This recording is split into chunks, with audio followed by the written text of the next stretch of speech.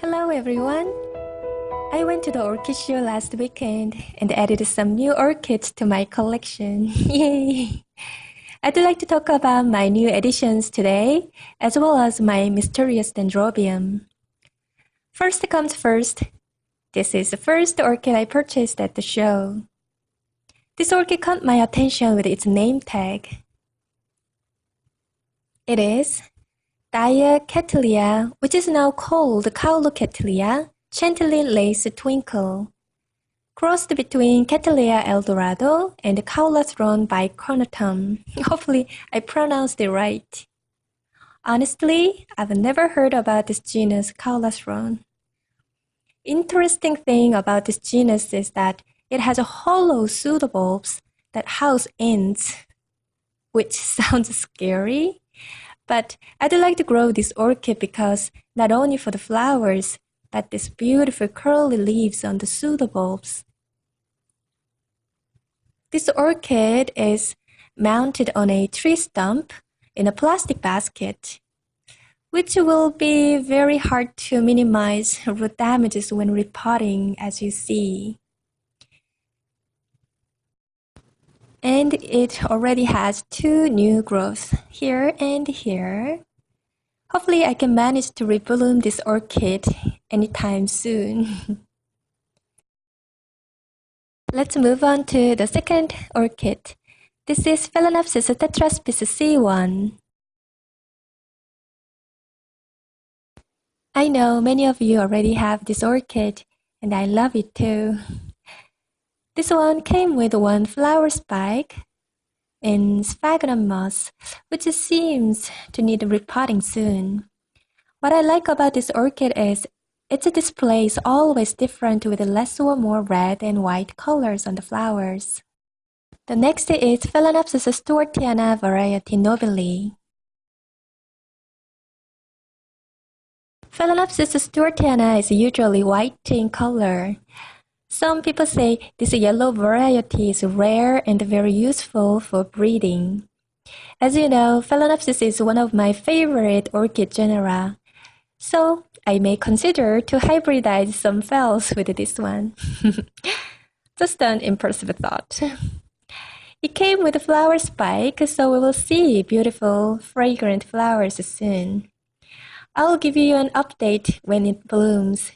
The fourth one is Phalaenopsis japonica, known as sedirea japonica. This one has beautiful creamy flower with amazing fragrance to it. When I saw this orchid on Orchid Web channel 2 years ago, it struck me with its flower spikes loaded with beautiful flowers. It was quite a show and I loved it so much. This one also came with a flower spike. Hopefully, it keeps developing its flowers safely in my new environment. This one is Phalaenopsis equestris variety coerulea. I was looking for this blue variety for quite some time and finally found one at the show. It doesn't come with a flower spike, but looks very healthy. I will repot it soon and do my best to see flowers this summer.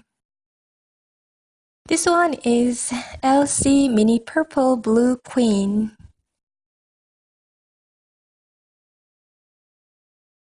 Actually, I was trying to buy Cattleya Korean variety coerulea, which was $50, coming with 3 pseudobulbs in bare roots. It didn't look healthy but pricey, so I ended up picking this one instead. I wonder how big this flower can be. We'll find it out soon because it has one bud about to open. The last one is this Epidendrum. It wasn't on my wish list. I took Susanna's advice of going blindly to the orchid show and buy what I like. That's how I found this beauty and love it so much. Unfortunately, I broke its flower stem while transporting. It will be okay because it has many new growths, which can be able to produce flowers this summer. What I like most about this orchid is its sweet fragrance. It's a floral sweet fragrance. It didn't come with its name tag. I think the vendor forgot to put it in. When I find it out, I will add it in the description box below. Going to the orchid show was very exciting and also exhausting at the same time.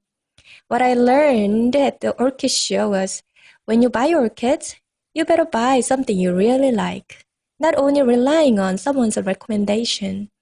Because everyone has their own taste, and the orchids you buy will be with you, not with the other people. And let's move on to my mysterious dendrobium. Are you ready?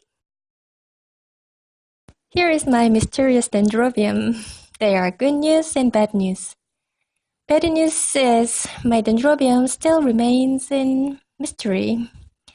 The vendors at the show were super busy to pay attention to my dendrobium. But I got to talk to few of them who spared their valuable time for me. But they couldn't suggest any possible idea. Even though I could not identify my orchids, I really appreciate their help. Here is good news. My dendrobium may identify it for itself. I noticed there's something sticking out of one of the canes the other day. Let me show you. Yep. What do you think? I think it could be flower spike. It is happening because of all of you who have wished me good luck on this orchid. If it is a flower spike, I will be truly excited, and it should be called a miracle, really. I will have all my fingers crossed until it opens up its first flower. Thank you very much for all the kind wishes and suggestions for this dendrobium. I really appreciate it, and I'm so happy to be able to deliver this good news. I will do my best to secure this possible flower spike and also keep you updated. Thank you for watching. See you next time. Bye.